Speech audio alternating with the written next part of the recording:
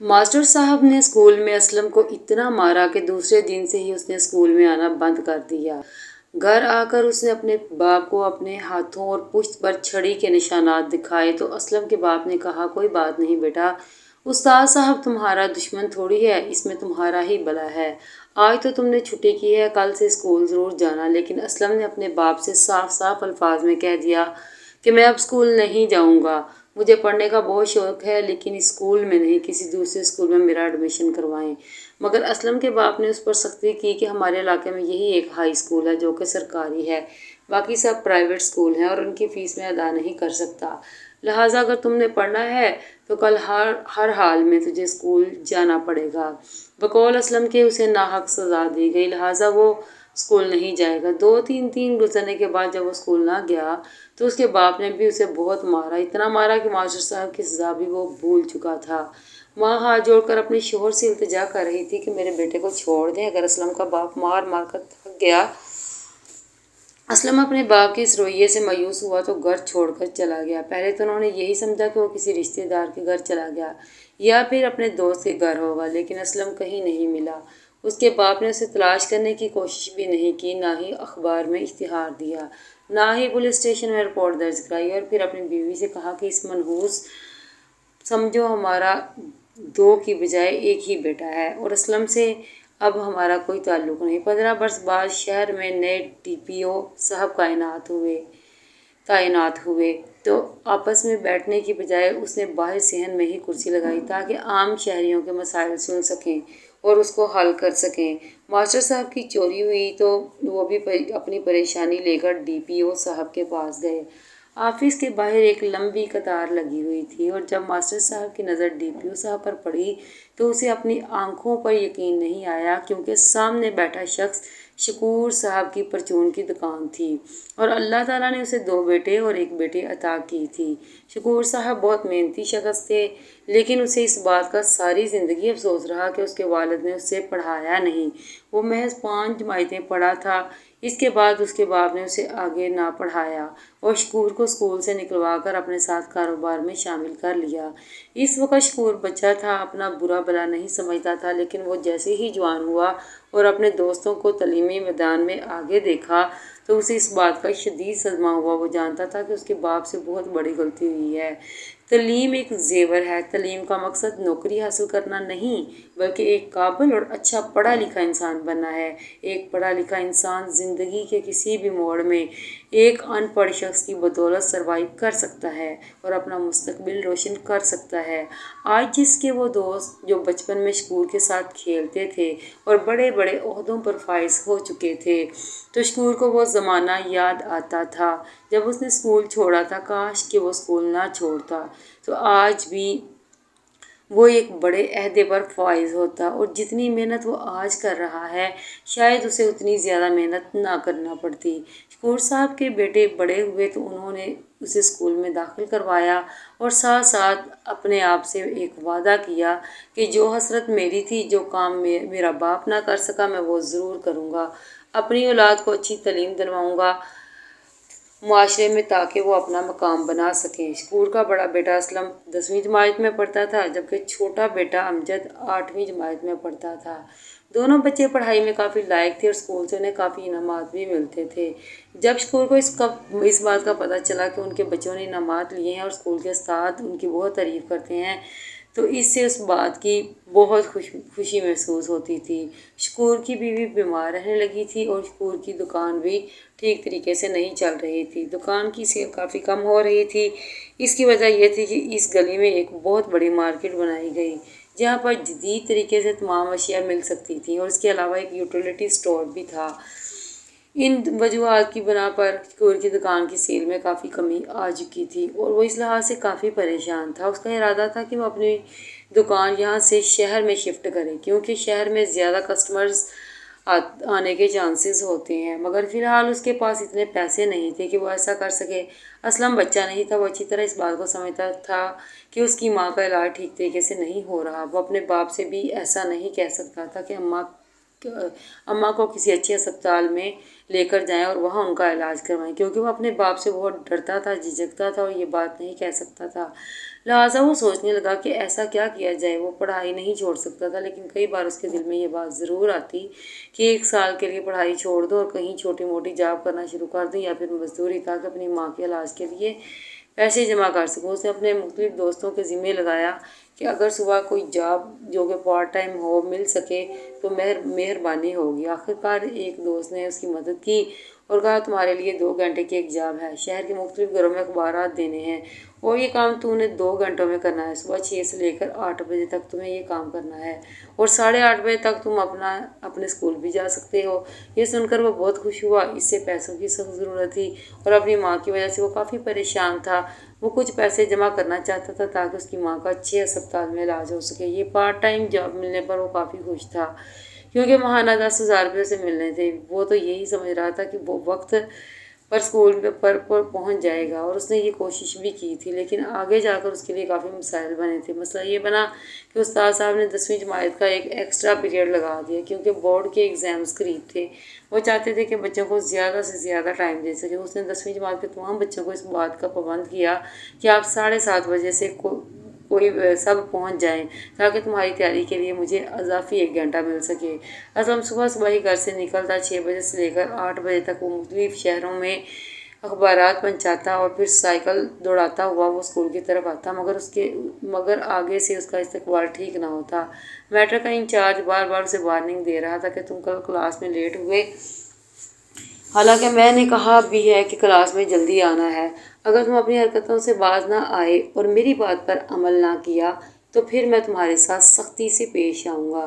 اسلم یہ کام بڑی ہی رازداری سے کر رہا تھا، لہٰذا وہ کسی کو بتانا نہیں چاہتا تھا، اور اس نے ٹیچر کو بھی یہ بات نہ بتائی کہ اسکول پہنچنے سے پہلے وہ پارٹ ٹائم جاب کر رہا ہے۔ ٹیچر روزانہ اسے کلاس میں ذلیل کرتا، مگر وہ خاموشی سے سب کچھ برداشت کر لیتا۔ آج جب وہ کلاس میں آیا تو ٹیچر کافی غصے میں تھا۔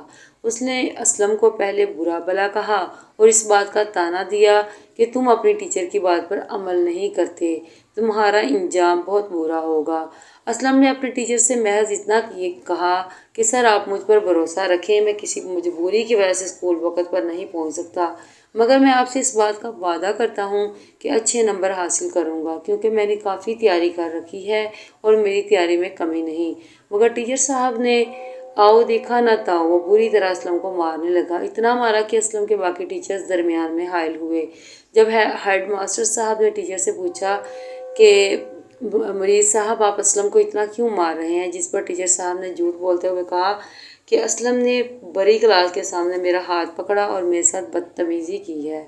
اس نے گواہ کے طور پر کلاس کے باقی بچے ہیڈ ماسٹر کے سامنے پیش کیے اور کہا کہ ان سے پوچھ لیں۔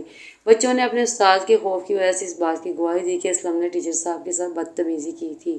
ہیڈ ماسٹر صاحب کو بھی اسلم پر غصہ آیا اور اس نے بھی اسلم کی پٹائی شروع کر دی۔ اس کے بعد یہ کہہ کر اسلم کو اسکول سے نکال دیا کہ کل اپنے والد کو لے کر ادھر آنا، مگر اسلم کو اس بات کا بہت غصہ تھا۔ اسے اس بات کا افسوس تھا کہ اس سے بغیر کسی وجہ سے مارا گیا، اور ٹیچر صاحب جس کی وہ اتنی عزت کرتے تھے اس نے اسلم پر جھوٹا الزام لگایا۔ اسلم روتا ہوا گھر آیا تو اس کے باپ نے اسلم سے رونے کی وجہ پوچھی۔ اسلم نے روتے ہوئے کہا بابا آج ایک ایسے ٹیچر نے مجھے مارا ہے جن کی میں سب سے زیادہ عزت کرتا تھا، اور مجھے افسوس تو اس بات کا ہے کہ جس وجہ سے مجھے مارا گیا وہ بے بنیاد بات تھی۔ اس نے اپنے باپ کو ہاتھ اور پشت پر لگے نشانات دکھائے۔ شکور صاحب نے اپنے بیٹے کے وہ نشانات دیکھے اور پھر اس کے بعد کہا بیٹا بے شک ٹیچر نے تجھے بہت مارا ہے، مگر یہ مار تمہارے لیے باعث برکت ثابت ہوگی، کیونکہ استاد صاحب کسی بھی اپنے طالب علم کا دشمن نہیں ہوتا، وہ اس کے بھلے کے لیے اسے مارتا ہے اور سزا دیتا ہے۔ تم بھی اس بات کو اچھی طرح سمجھ لو اور کبھی بھی اپنے استاد سے نفرت مت کرنا، کیونکہ اگر ایک طالب علم اپنے استاد سے نفرت کرتا ہے تب وہ علم کی روشنی سے محروم رہ جاتا ہے، وہ ٹھیک سے سیکھتا ہی نہیں۔ اسلم نے اپنے باپ سے کہا کہ میں اپنے استاد سے نفرت نہیں کرتا، لیکن اب میں اسکول میں نہیں پڑھوں گا، بلکہ اب تو میں چاہ کر اسکول میں پڑھ ہی نہیں سکتا۔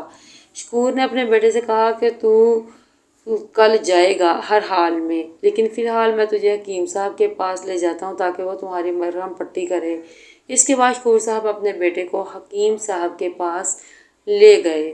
حکیم صاحب نے کچھ ادویات دیں اور مرہم پٹی کی۔ صبح ہوئی تو شکور نے اپنے بیٹے سے کہا کہ تیاری کرو اسکول کی، مگر اس نے باپ سے کہا کہ آپ مجھے اس اسکول سے خارج کروائیں، میں کسی دوسرے اسکول میں پڑھنا چاہتا ہوں۔ یہ سن کر اسلم کا باپ حیران ہوا اور کہنے لگا کہ ایسی بے وقوفی کی باتیں کر رہے ہو، اس پورے علاقے میں ایک ہی سرکاری اسکول ہے جبکہ باقی پرائیویٹ اور مہنگے اسکول ہیں، اور میں تمہاری اتنی مہنگی مہنگی فیسیں کیسے ادا کر سکتا ہوں؟ مگر اسلم نے یہی کہا کہ اب اسکول میں میرے لیے پڑھنا ممکن نہیں۔ جب مجھے مارا جا رہا تھا تب کافی اسٹوڈنٹس میری اس حالت پر مسکرا رہے تھے اور میں ان کی وہ مسکراہٹ محسوس کر سکتا تھا۔ میں اب کسی سے نظر ملانے کے قابل نہیں اور اسکول میں کچھ نہیں سیکھ سکتا۔ 2-3 دن تک اسلم اسکول نہ گیا تو چوتھے دن اس کے باپ نے بھی اس پر سختی کی اور پٹائی شروع کر دی۔ ماں بیچاری ہاتھ جوڑ کر آگے آ جاتی اور کہتی کہ میرے بیٹے کو مت مارو، اسے پہلے ہی استاد نے بہت مارا ہے۔ اپنی بیوی سے یہی کہتا کہ سمجھاؤ اپنے لاڈلے کو، اگر یہ میرے گھر میں رہے گا تو وہی کرے گا جو میں چاہوں گا، میرے ہر حکم کی تعمیل کرنی پڑے گی ورنہ یہ یہاں سے دفع ہو جائے۔ میں یہی سمجھوں گا کہ میرا ایک ہی بیٹا ہے اور مجھے کسی نالائق بیٹے کی ضرورت بھی نہیں۔ اسلم نے جب یہ سنا تو اس سے بہت افسوس ہوا۔ وہ ساری رات سو نہ پایا جبکہ سارے سو رہے تھے۔ اس کے بعد فجر کی اذان کے وقت ہی اسلم گھر سے چل پڑا۔ وہ گھر سے خالی ہاتھ چل پڑا اور اسے خود معلوم نہیں تھا کہ وہ کہاں جا رہا تھا۔ اسلم کی ماں صبح کی نماز ادا کرنے کے لیے اٹھی تو اس نے دیکھا کہ اسلم کا بستر خالی پڑا ہے۔ پہلے تو اس نے یہی سمجھا کہ ادھر ادھر گھر میں کہیں ہوگا، پھر اس نے گھر کے سارے غسل خانے دیکھ لیے اور اس کے ابا چھت اور صحن پر بھی نہیں تھا۔ وہ بے چین ہو گئی۔ بیچاری ماں تھی، وہ اپنے بیٹے کے لیے کافی پریشان ہوئی۔ اسے اس بات کی پریشانی تھی کہ اسلم نے اپنے ساتھ کچھ ایسا ویسا نہ کر لیا ہو۔ وہ اپنے شوہر کے پاس آئی اور کہنے لگی کہ اسلم گھر میں نہیں ہے، آپ اٹھیں دیکھیں کہاں ہے۔ شکور صاحب نے سوتے ہوئے اپنی بیوی سے کہہ دیا کہ خاموشی سے سو جا اور مجھے بھی سونے دو، کہیں نہیں جا رہا، باہر کہیں ہوگا۔ لیکن وہ ماں تھی، اپنے بیٹے کے لیے کافی پریشان تھی، بار بار اپنے شوہر کو اٹھا رہی تھی۔ اس کے بعد صبح کی روشنی پھیلنے لگی تو شکور نے ارد گرد دیکھا لیکن اسلم کہیں نظر نہیں آیا۔ اسلم کے جو قریبی دوست تھے اس نے اس سے بھی پوچھا لیکن انہوں نے کہا کہ اسلم ہمارے پاس نہیں۔ ماں بیچاری رونے لگی لیکن باپ کا دل اب بھی سخت تھا۔ امجد کو اپنے بڑے بھائی سے لگاؤ تھا مگر وہ اپنے باپ کے خوف کی وجہ سے رو بھی نہیں رہا تھا۔ اسے تو اب اس بات کی فکر کھائی جا رہی تھی کہ میں اکیلا اسکول کیسے جاؤں گا، کیونکہ اکثر لڑکے جو اس کے ساتھ لڑائی جھگڑا کرتے تھے تو بڑا بھائی اسلم ہی اسے اپنے چھوٹے بھائی کی مدد کے لیے آتا تھا۔ 2 دن گزر چکے تھے لیکن اسلم کا کچھ اتا پتہ نہیں تھا۔ مگر ان تمام باتوں کے باوجود شکور نے نہ ہی اپنے بیٹے کی گمشدگی کا اشتہار اخبار میں دیا اور نہ ہی پولیس اسٹیشن میں جا کر رپورٹ درج کرائی۔ اس کی بیوی چیخ چیخ کر یہی کہتی تھی کہ آپ اتنے سنگ دل کیسے ہو سکتے ہیں، وہ آپ کا بیٹا تھا لیکن آپ نے تو پولیس اسٹیشن جانا ہی مناسب نہ سمجھا، نہ ہی بیٹے کو تلاش کرنے کی اتنی کوشش کی۔ وہ اپنی بیوی سے کہنے لگا کہ بہتر یہی ہے کہ اس کا نام میرے سامنے مت لینا اور جتنی جلدی ممکن ہو جائے اسے بھول جاؤ، کیونکہ وہ اتنا چھوٹا نہیں تھا اور نہ ہی نادان تھا، بالغ تھا، سب سمجھتا تھا۔ اسلم گھر چھوڑ کر تو جا رہا تھا لیکن بار بار اسے اپنی ماں کی یاد ستا رہی تھی۔ وہ تو اپنی ماں کے علاج کے پیسے جمع کرنے کی بھی کوشش کر رہا تھا مگر قسمت نے اسے موقع نہ دیا۔ شہر میں جا کر اس نے یہ جاب نہ چھوڑی اور یہی جاب کرنے لگا۔ وہ صبح 6 سے 8 بجے تک اب بھی گھر گھر میں جا کر اخبار پھینکنے لگا اور اس کا دوست جانتا تھا کہ اسلم کہاں ہے، لیکن اس نے اپنے دوست عامر کو سختی سے منع کیا اور جب اخبار والے کو اسلم کے بارے میں پتہ چلا کہ یہ بچہ پڑھائی میں بہت اچھا ہے تو اس نے اسلم سے اس بات کا اور اس خواہش کا اظہار کیا کہ اگر تم مزید پڑھنا چاہتے ہو تو میں تمہاری اس لحاظ سے مدد کروں گا۔ مگر اسلم نے اس سے یہی کہا کہ میرے پاس تعلیم حاصل کرنے کے اخراجات نہیں۔ اخبار والے نے کہا مجھ سے پیسے لے لو، جب کبھی تمہارے حالات بدل جائیں تو واپس کر دینا۔ اخبار والے کی خواہش پر وہ جاب کے ساتھ ساتھ پڑھائی بھی کر رہا تھا اور پھر اعلیٰ تعلیم حاصل کرنے کے لیے اسے شہر سے باہر کسی دوسرے شہر جانا پڑا۔ اب اسلم اس سے حل ہو چکا تھا کہ وہ اپنے تعلیمی اخراجات خود پورے کر سکے، کیونکہ وہ ٹیوشن پڑھانے میں ماہر ہو چکا تھا اور ہوم ٹیوشن میں اس کے کافی پیسے بن رہے تھے۔ وہ لاہور میں بڑے بڑے گھروں میں بچوں کو ٹیوشن پڑھا رہا تھا اور ساتھ ساتھ ماسٹرز کی تعلیم بھی حاصل کر رہا تھا۔ اچھے اچھے لوگوں کے ساتھ اس کے تعلقات تھے اور خفیہ طور پر وہ اپنے دوست کے ذریعے ماں کو پیسے بھی بھیج رہا تھا۔ ماں سے جدائی وہ زیادہ برداشت نہیں کر سکتا تھا، لہٰذا اپنے دوست کے ذریعے ماں سے بات بھی کی اور اپنی ماں کو اس بات کی تسلی دی کہ میں اب اسے آپ سے ضرور ملنے آؤں گا، مگر ابا کی غیر موجودگی میں ہی آؤں گا۔ جب اسلم کی ماں کو پتہ چلا کہ اس کا بیٹا صحیح سلامت ہے اور اعلیٰ تعلیم حاصل کر رہا ہے، تبھی اسے دلی طور پر سکون حاصل ہوا، اور وہ جو اپنے بیٹے کے لیے دن رات تڑپ رہی تھی اب تھوڑی مطمئن ہو گئی۔ اور پھر ایک دن وہ چپکے سے اپنے گھر آیا تھا، جبکہ اس کا باپ شکور گھر میں موجود نہیں تھا۔ وہ اپنی ماں سے لپٹ کر خوب رویا۔ دونوں ماں بیٹا کافی دیر تک ایک دوسرے سے باتیں کرتے رہے۔ اسے اس بات کی بہت خوشی تھی کہ اس کی ماں سنبھل چکی تھی، اس کی طبیعت بھی کافی بہتر تھی۔ باپ کے گھر واپس آنے سے پہلے ہی وہ گھر سے جا چکا تھا اور ماں سے اس چیز کی درخواست کی کہ میری پڑھائی کے لیے اور میری کامیابی کے لیے ہمیشہ دعا کرتی رہنا۔ آپ کی دعاؤں کے بدولت میں ایک دن بہت بڑا آدمی بنوں گا۔ ماں نے اپنے بیٹے سے یہی کہا کہ میری دعائیں ہر وقت تمہارے ساتھ ہیں، انشاءاللہ تم تعلیمی میدان میں آگے جاؤ گے اور اس ملک کا نام روشن کرو گے۔ وہ اپنے چھوٹے بھائی امجد سے بھی ملا اور اسے اس بات کی نصیحت کی کہ ماں کا خیال رکھنا۔ شکور جب گھر واپس آئے اور اس نے بیوی کے صندوق میں ڈھیر سارے پیسے دیکھے تو اسے شک ہوا کہ یہ پیسے کہاں سے آئے ہیں، کیونکہ امجد کی تو نوکری نہیں اور میں نے بھی اپنی بیوی کو کوئی پیسے نہیں دیے، تو پھر آخر یہ آئے کہاں سے۔ اسے اس بات کا شک تھا کہ میری غیر موجودگی میں اسلم گھر ضرور آیا تھا، کیونکہ اس کو گھر آتے ہوئے اس کے ایک محلے دار نے دیکھ لیا تھا اور اسی نے شکور صاحب سے کہا تھا کہ بھائی مبارک ہو، تمہارا بیٹا واپس آ گیا۔ جس پر شکور نے کہا کہ آپ کیسی باتیں کر رہے ہیں۔ اس نے شکور صاحب کو خود بتایا کہ میں نے تمہارے بیٹے اسلم کو دیکھا تھا، ماشاءاللہ کافی بڑا ہو چکا ہے اور تعلیم یافتہ اور خوبصورت نوجوان ہے، لیکن انا کی ضد میں اس نے اس کو کوئی جواب نہ دیا۔ اور پھر امجد نے اپنے باپ کو بتا دیا کہ ہاں اسلم آیا تھا، مگر اسے اس بات کا رنج تھا کہ ابا مجھ سے اتنی نفرت کیوں کرتے ہیں۔ اس نے مجھے تلاش کرنے کی کوشش تک نہ کی اور نہ ہی مجھ سے تعلق رکھنے کی کوشش کی۔ شکور اب اپنی ضد پر اڑا تھا اور کہنے لگا کہ میں ایسے بیٹے سے کیسے تعلق رکھوں جو میرا نافرمان تھا، وہ زندگی میں کبھی ترقی نہیں کر سکتا۔ امجد اپنے بھائی کے دفاع میں آ گیا ہے اور اپنے باپ کو حقیقت بتائی کہ کس وجہ سے ماسٹر نے اسے مارا تھا، اور بتایا تھا کہ میرے بھائی نے کوئی غلطی نہیں کی تھی، بلکہ ماں کے علاج کے سلسلے میں وہ ایسا کر رہا تھا۔ اسے اس بات کا علم ہو چکا تھا کہ آپ کی دکان صحیح نہیں چل رہی اور دکان کی سیل نہ ہونے کی وجہ سے آپ پریشان ہیں، لہٰذا آپ کا ساتھ دینے کا فیصلہ کیا۔ وہ بیچارہ صبح شہر میں جا کر اخبار فروخت کرتا تھا اور پھر اسکول میں آتا تھا اور اسکول پر آتا تھا، لیکن پھر بھی ٹیچر اسے مارتا تھا۔ وہ ماں کے لیے پیسے جمع کر رہا تھا تاکہ ماں کا ٹھیک طریقے سے علاج ہو سکے۔ اگر آپ کو میری بات کا یقین نہیں آتا تو میں اس اخبار والے کو بھی جانتا ہوں جس کے پاس میرا بھائی نوکری کرتا تھا۔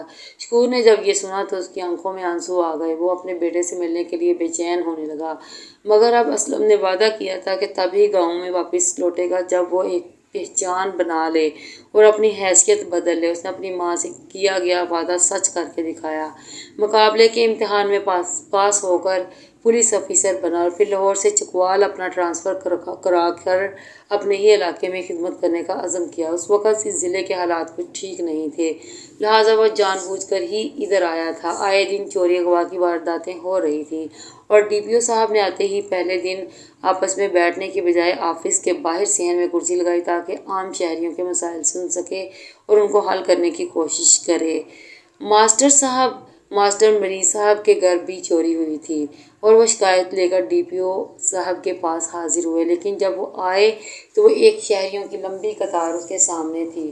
اس نے دور سے ہی اسلم کو دیکھ لیا تھا اور اسے پہچان بھی لیا تھا۔ شرمندگی کے باعث وہ اب اسلم سے نظریں نہیں ملا سکتا تھا، کیونکہ اس نے جھوٹ بول کر اسلم کو اسکول سے نکلوایا تھا۔ لاٹھی کا سہارا لے کر وہ واپس جا رہے تھے تو اسلم نے اسے اپنے پاس بلایا اور اس کو بیٹھنے کے لیے کرسی دی اور اپنے استاد کو پہچان چکا تھا۔ اس نے ماسٹر صاحب کی شکایت سنی اور کہا کہ آپ کے ساتھ جلد انصاف ہوگا، اور ماسٹر صاحب کو حقیقت بتائی کہ میں ماں کے علاج اور دوائی کے پیسے اکٹھے کر رہا تھا، اس لیے اسکول لیٹ آتا تھا، جس کی وجہ سے آپ نے مجھے مارا تھا۔